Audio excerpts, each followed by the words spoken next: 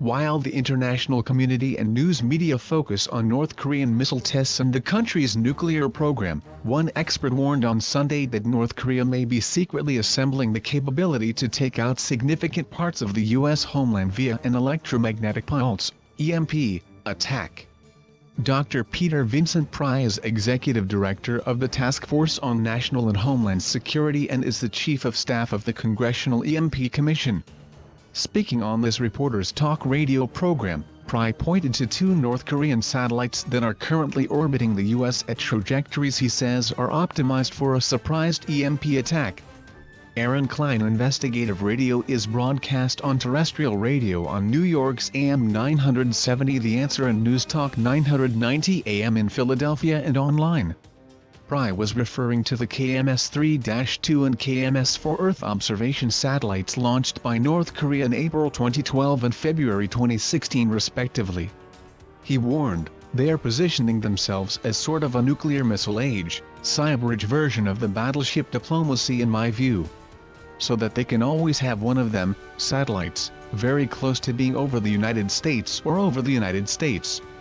Then if a crisis comes up and if we decide to attack North Korea, Kim Jong-un can threaten our president and say, well, don't do that because we are going to burn your whole country down.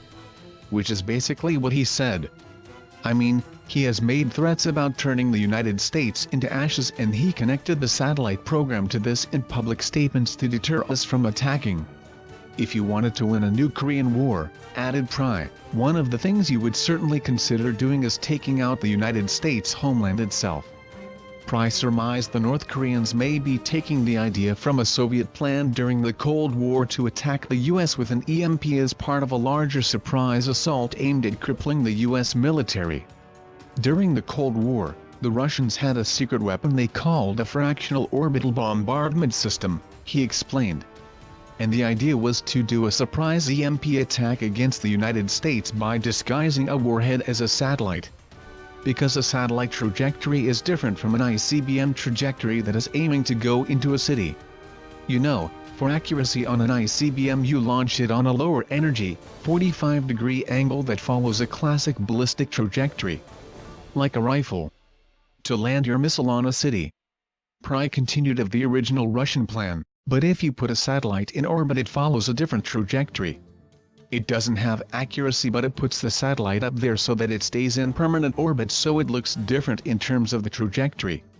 And guys watching their radar screens tend not to get alarmed when they see a missile being launched on that satellite trajectory. Because they assume it is for peaceful purposes. So, the idea was to put a nuclear weapon on a satellite. Launch it on a satellite trajectory toward the south so it is also flying away from the United States. Orbit it over the South Pole and come up on the other side of the Earth so that it approaches us from the south. Because we didn't during the Cold War and even today we still don't have ballistic missile early radar warnings looking south. We don't have any national missile defenses to the south. We are blind and defenseless to the south. We can't see anything coming from that direction. Then when this gets over the United States you light it off so that it does an EMP attack. Pry stated that on the Soviet plan, they were mainly interested in paralyzing our strategic forces, our strategic command and control and communications so that we couldn't talk to our forces. Maybe take out some of the forces themselves. And that would give them time to then launch their mass attack across the North Pole to blow up our ICBMs. So, kill them once with the EMP. Kill them twice by blasting our bases by using their long-range missiles. That was the Russian plan.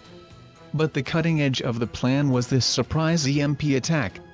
North Korea, by contrast, doesn't have enough missiles or sophisticated missiles to blow up our missile bases and bomber bases. What they seem to be doing with the satellites is the EMP part of the Soviet plan. I think what they are mainly going for is the unhardened electric grid, Pry surmised.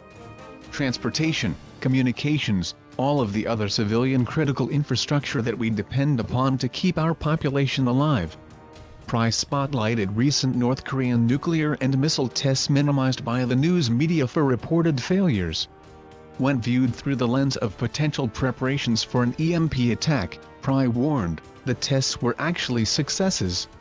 Pry wrote about some of those tests in a Newsmax piece last week. I am looking at an unclassified US government chart that shows a 10-kiloton warhead, the power of the Hiroshima A bomb, detonated at an altitude of 70 kilometers will generate an EMP field inflicting upset and damage on unprotected electronics. On April 30, South Korean officials told the Korea Times and YTN-TV that North Korea's test of a medium-range missile on April 29 was not a failure, as widely reported in the world press, because it was deliberately detonated at 72 kilometers altitude. 72 kilometers is the optimum burst height for a 10-carat warhead making an EMP attack.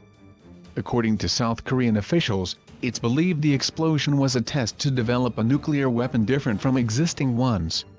Japan's Tetsuro Kosaka writes in Nikkei, Pyongyang could be saying, we could launch an electromagnetic pulse, EMP, attack if things get really ugly.